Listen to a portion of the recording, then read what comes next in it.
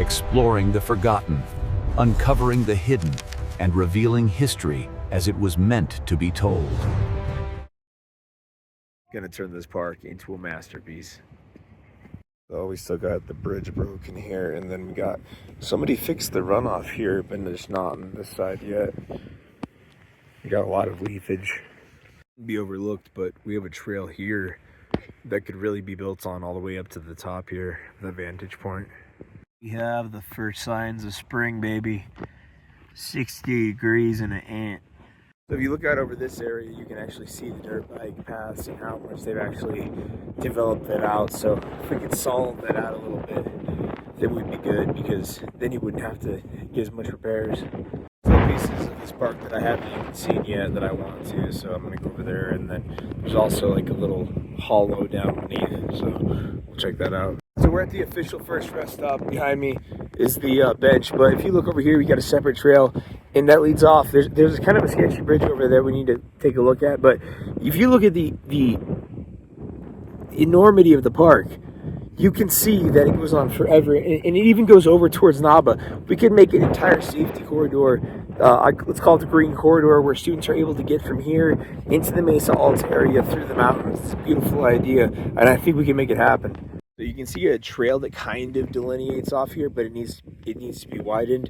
And then also the sign's been knocked down, so you can't even see it's there. But you also have a bench, and it kind of overlooks the bluffs. I've almost gotten out there. That's about 9 miles out, and then or 9 miles out, I guess, like 4.5. And then over there is Colorado, but you can't quite see it from here.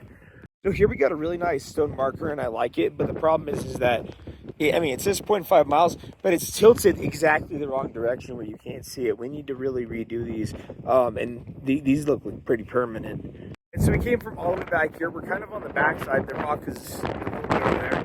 But we see another trail marker here. It takes you up to a side trail. I love the side trails. I think we need lots of side trails. But the problem is again, you can't even tell what side trail it is. And maybe if I look up, no, it's so worn, and not only that's a safety hazard. All right, we got the gazebo, which finally got fixed, man. I was really worried about it for a while, because there was a big drop over there that you can see how steep it is on this grade. And then when we get down to the bottom, that's going to be a big problem, because the erosion on it is significant. And I'm not sure if it's a total damage or if it can be salvaged in some way.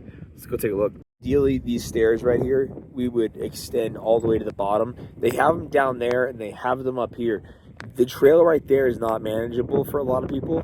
I've seen people come up here and turn around at the top, but if you're pretty able-bodied, you can usually make it. But it is eroding fast, and the fact is that the people that walk through don't walk through enough for it to stay stable. In fact, you can see the erosion kind of coming down from the side of that. It's pretty bad.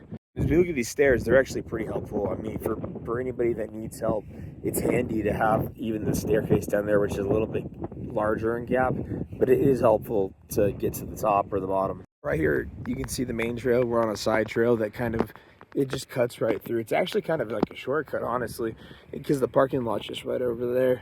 So it cuts right through. It's actually fairly well done. It's not complete, but pretty well done. Right off the main trail, we have another sign here, but it goes off into a trail where it's completely overgrown, so that's not good.